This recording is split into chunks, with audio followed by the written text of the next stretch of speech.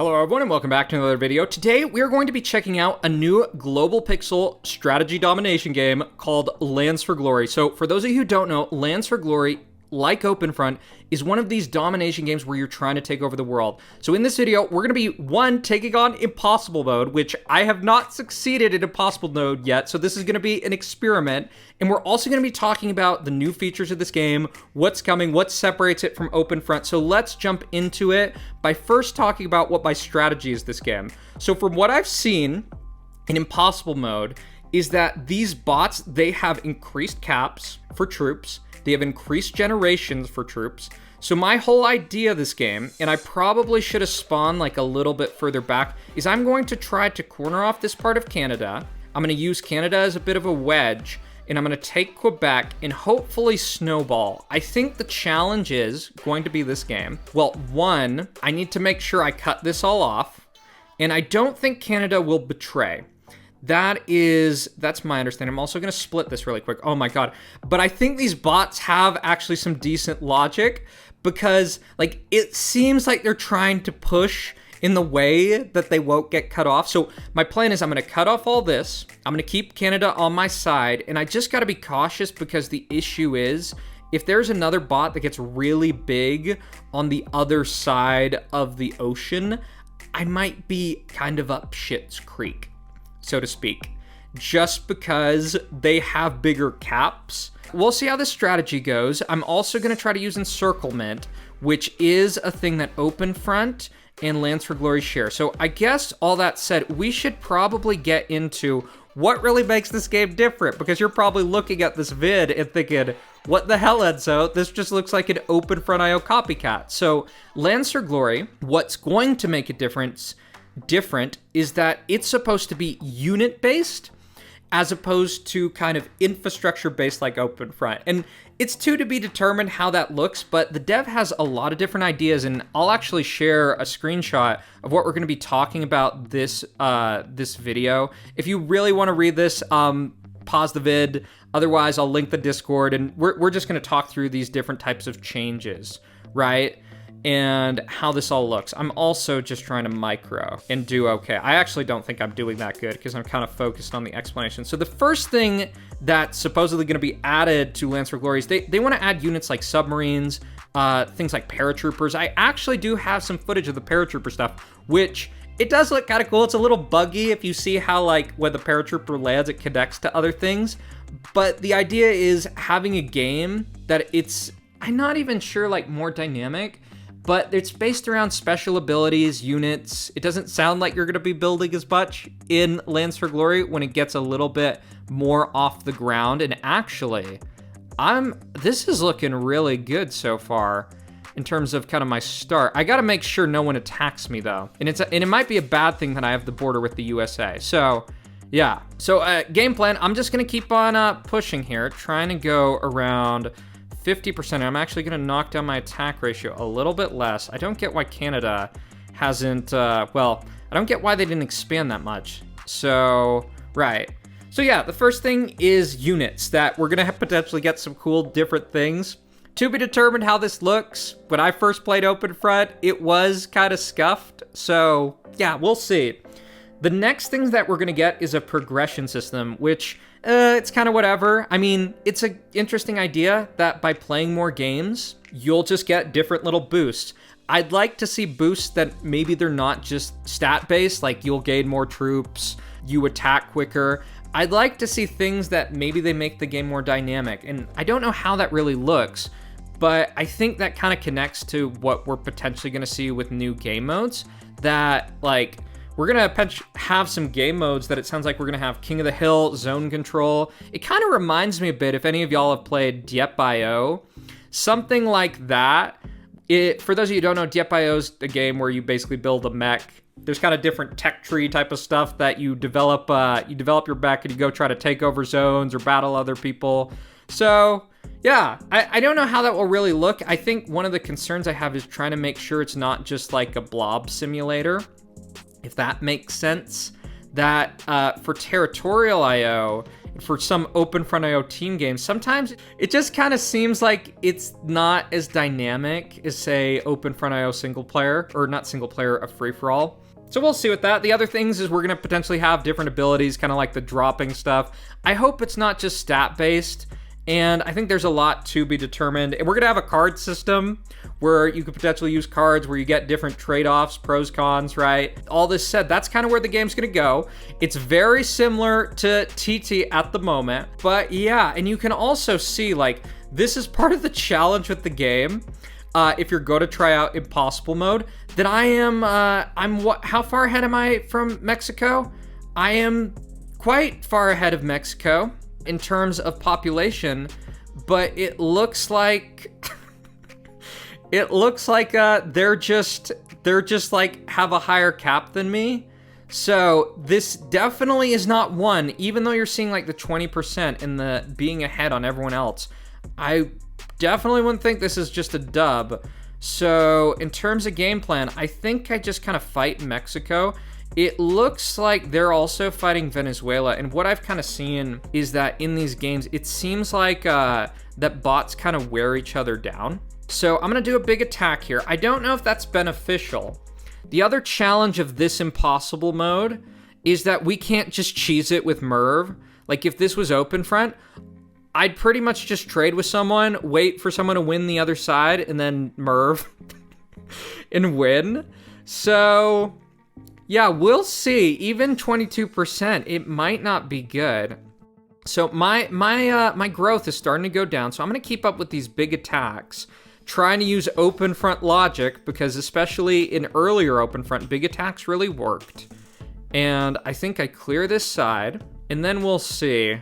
And it looks like Mali is pretty much cooking over there. And they're, like, just thinking about the comparison with Mexico bot, they're in such, like, a situation that they could probably 1v1 me if I don't get the momentum. So, yeah. I think my opening strategy was pretty good. And I'm also going to get some boats over here just to kind of prepare for the next stage of the game. If there's another spot in this part of the map that might work, like how I kind of play these games for like Impossible Mode, even with OpenFront, I kind of just go look at the map and I look for like an area that I can kind of corner off, do that alliance with Canada, and just kind of make up for the fact that I'm behind at the start. The other thing I'd say is I don't know how it works, but in OpenFront, like when this game was kind of split off, betraying another bot was one of the worst things you could do because everyone else would hate you. You know what I'm going to try? I'm going to see if I can bait out an attack from Venezuela and that they can just kind of, that they can kind of just burn all of their stuff on me. And they're actually pretty close, interestingly enough. They have 6%, and they're actually in this kind of position where they're looking good. So I'm gonna just push back on that. I think I just gotta get the show on the road, because if I don't, I might not have enough time for the other side of the map. Because even looking at this, I'm 13% ahead of Turkey, but they have this big bank, and I don't think that bank is just like I don't think that bank is they're sitting on super high density. I think they are, but I think they have a higher cap. That's what I've seen just from basic checking. So let's see where I'm at. I'm starting to go down on the bell curve. So for those of you who don't know, and this is a tip for OpenFront.io too, that this number right here on OpenFront, it's over on this part of the screen, this is basically saying how your growth is looking. And I think I've heard different things from different people. I think it's around 41% is actually what's supposed to be max, like max growth. It doesn't mean that's the best point to attack, but because you can have advantages from having large numbers of troops, but that is what you might want to do if you want to do better. Like I've seen some of these growth charts. I don't know if it's actually changed in OpenFront. So I'm starting to go down. Venezuela's sending me the death signal. I think they're in death spiral. And in terms of game plan, I'm definitely going to sit up, and I think the plan is third party, whoever wins between Turkey and Mali, because I don't think I can take them out one-on-one. So whoever's winning, I think I'm going to let one of them go down. Yeah, because I honestly don't think... I don't think I can win if I just 1v1 them at this point. So in terms of who's ahead, Molly's ahead. And looking at where I can attack, I can't attack through here because they messed up Denmark like that. That's fine. That's just for simplicity's sake. And let's, I guess, see where everything lands. So I'm gonna build up. Yeah, and I guess I'm gonna hope that Molly wins. That Molly slowly wins against Turkey. And that I can just third party from the other side. Okay, Molly's going that way. But you see this. I'm 10% ahead. And I mean, I'm freaking behind. Yeah, oh, and it looks like that got taken out there. So, yeah, I'm just gonna wait. I'm gonna wait, because I think what I've seen with really brief testing is that if I'm the one to attack, I think Molly will just go for me and it'll just be disaster, and I'm gonna try to stop that. Yeah, so let me see if I can do this. I'll ally Turkey and tell them to attack Molly. Oh, I think though, to get this to work, let's see, I'm gonna try to give them something just so they're on that foot. And then you can have people target others. So we'll see if Turkey does this. They could be allied for all I know. I don't have traitor debuff. Okay. So I just saw Turkey attacked something. And do we have movement on this front? Not yet, so I think I just gotta wait. The other thing that happens in this game is that the bots send these other messages. I'm gonna just get rid of Venezuela quick as we're waiting for hopefully Turkey to target Molly, because I won't win. That's what I've seen. That I'm just behind, even though I'm like 10% ahead. That I kind of need these bots to pummel each other. Oh my god, Molly just sent me the clown face. Oh my god, Molly is attacking me, and I don't know if I can win. Yeah, I don't know, and I don't know if I should start this process, because I think if I attack Molly first, well, you know, with the boats, I could potentially get a huge advantage here. I'm actually gonna try this. Yeah, I'm gonna try doing like a 50% attack here, and hopefully what happens is that in the meantime, I just build up my my overall troop count. I win. They're actually boating me too.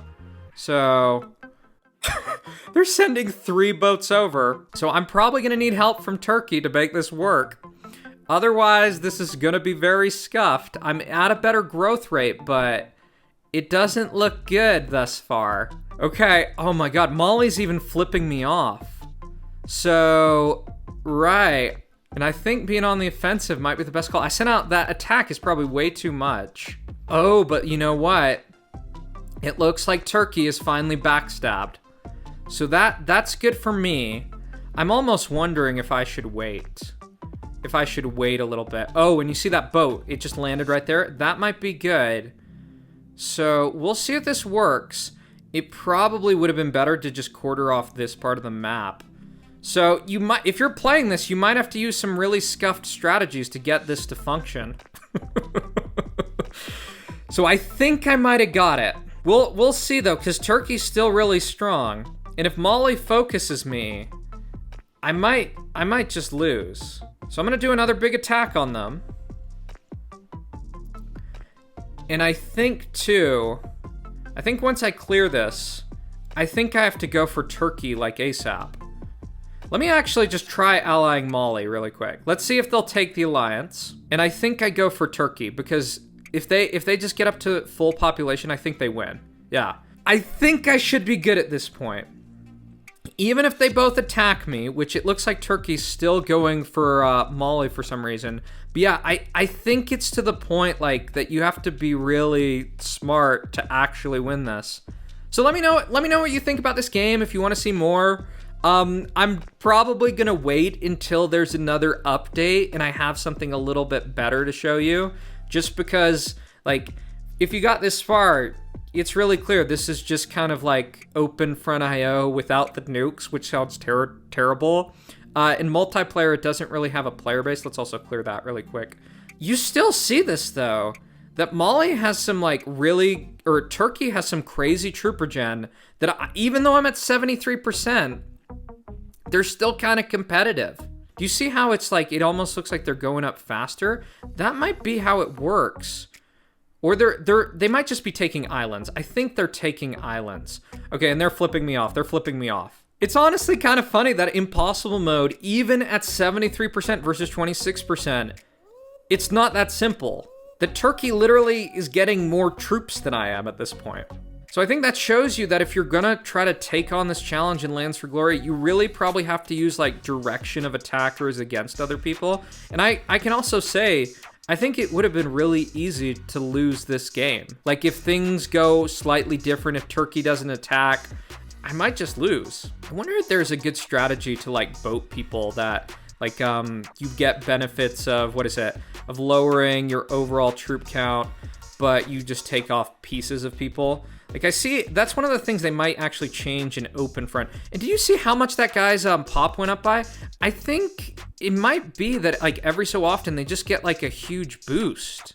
Because this should really be over, man. And I mean, we're slowly getting there. I don't know if we win at 80%. Let's actually find out if we win at 80%. Or it's 90. Oh, it's not 80%. It looks like we have to get to 90. This is actually kind of crazy, y'all. Turkey is like pushing back. Somehow. That they're somehow still pushing back. I almost wonder, one of the explanations I think it could be is maybe they're being like donated by like one of these other little bots that is just like hanging out or something like that. Like I don't really know. Like that's my only real guess. But I think with this, they're still putting in a lot into here. I think this should be the straw that breaks the camel's back. Okay, there we go. It was just a matter of time. And now I think we've got game. So thank you for watching, everyone. If you enjoyed the video, be sure to like, comment, subscribe, and I'll see y'all in the next one. Bye-bye.